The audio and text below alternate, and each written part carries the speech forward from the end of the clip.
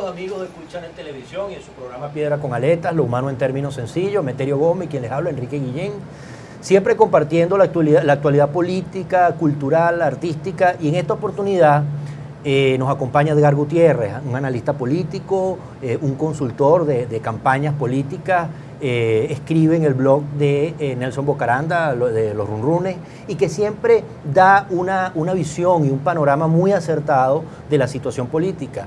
Y ante la proximidad del evento electoral del 7 de octubre es casi obligatorio consultar a Edgar. Bienvenido, Edgar. Gracias. Y bueno, la pregunta de cajón obligatoria, la guerra de encuestas. Consultores 21, un punto por arriba Capriles, Data Analysis muy arriba Chávez, pero con unos indecisos también importantes. ERCON también da ganadora a Capriles. ¿Qué está pasando en el ambiente político? ¿Cuál es tu percepción de la encuesta en Venezuela? Enrique, gracias, Emeterio. Primero, gracias por los elogios, ¿no? Inmerecidos por demás. Yo creo que hay que decir esto como en tres tiempos. El primer tiempo es que hay que separar las encuestas, digamos, de trayectoria y prestigio conocidas y las encuestadoras que aparecen artificiosamente en este momento, que responden a una guerra de encuestas.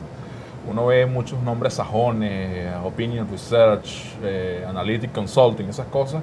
Generalmente esas encuestas suelen aparecer en tiempos de campaña electoral y yo le sugiero al público que nos está viendo que más bien se remita a las 4 o 5 encuestadoras que han estado desde hace mucho tiempo en Venezuela, tienen un prestigio ya ganado por su trabajo de campo y además porque tienen un margen de aciertos bastante alto. Eso en principio, eso es lo que hay que dejar claro, porque a veces, incluso a nivel internacional, Reuters te mezcla GIS 21 con Consultores 21 y eso metodológicamente de entrada es incorrecto.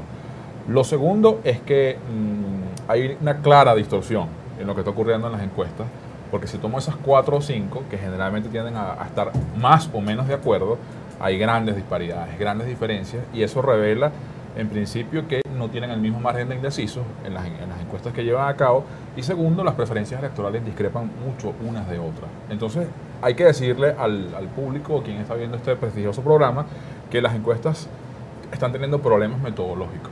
¿Cuál es el primer problema principal?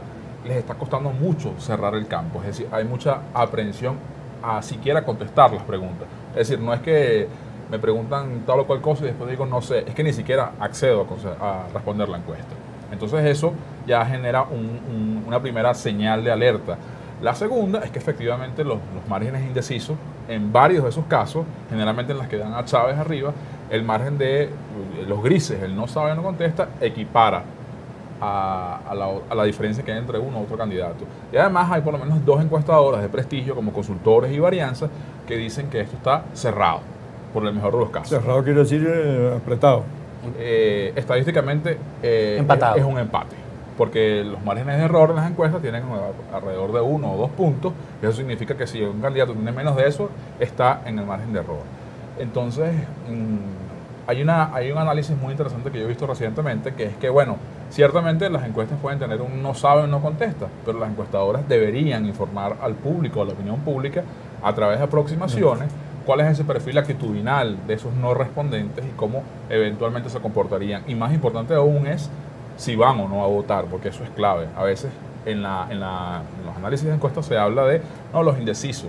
Un indeciso es aquel que declara máxima o total disposición a ir a votar y a la hora del té, cuando le preguntan por quién va a sufragar, dicen no sé. Y esa información, hay mucha opacidad. Todavía no sabemos cuál es el nivel de verdaderos indecisos en varias encuestas. Al final del día, y cierro con esta idea, yo creo que esta elección se recordará durante mucho tiempo en Venezuela, no solo por su significación, sino además porque cómo queden paradas las encuestas. Desafortunadamente algunas encuestas van a decir algo más o menos acercado a la realidad y otras no, y ahí, bueno, sufrirán muchísimo esas firmas de opinión pública. Sí, ahí yo creo que nosotros vivimos a veces, no vivimos a veces, sino que tenemos una variable que es muy difícil de que la encuesta la pueda absorber, ¿no?